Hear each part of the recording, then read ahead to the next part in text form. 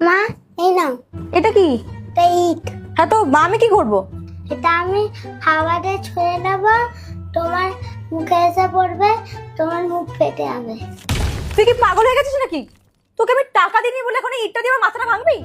মামা দিয়ে দাও না প্লিজ। আমার কাছে টাকা নেই বাবু, তুমি কোথা থেকে দেবো? 10 টাকাই তো চাইছি। আমার কাছে কোনো খুচরোই নেই। সন্ধ্যাবেলা তোর বাবা আসুক, বাবা থেকে নিয়ে নিবি। মাম্মা দিয়ে দাও না প্লিজ, খুঁজে। কেন করছিস আয়ুষ এরকম? তুই যা বাইরে যা আর ইটটা ফেলে দিয়ে আয়। 2 তলা থেকে ফেলবো নাকি? পাগল নাকি? কারো মাথা ফাটানোর প্ল্যান করছিস? যা গিয়ে বাইরে ইটটা ফেলে দিয়ে আয়।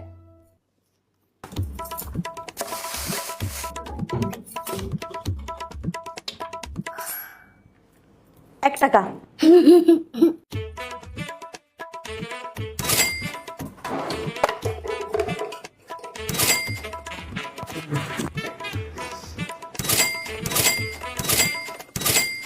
এনে, এর মধ্যে ৳8 আছে। আর 2 টাকা চাই। ৳2 নেই আমার কাছে।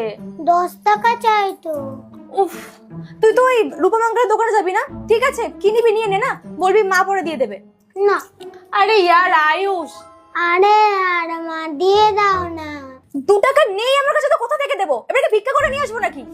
মা দিয়ে দাও না প্লিজ।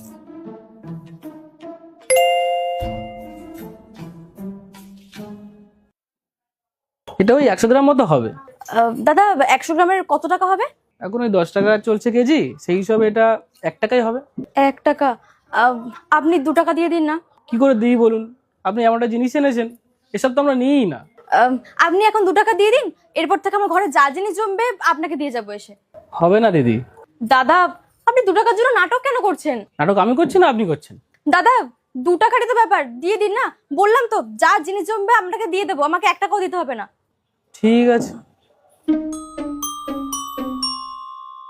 ধন্যবাদ, চলো। এনে তোর ৳10, এবার যা এখান থেকে। মামা 1 মিনিট। আবার কি হলো? কি রে?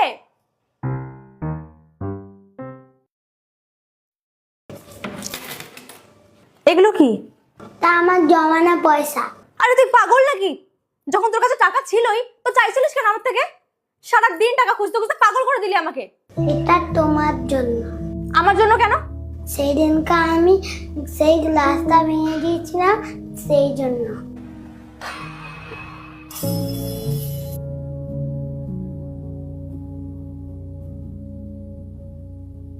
আরে তুই পাগল নাকি? গ্লাসটা ভেঙে পার্ট 2 দেখতে সাবস্ক্রাইব করুন SJ সোনি ব্লগ 2M।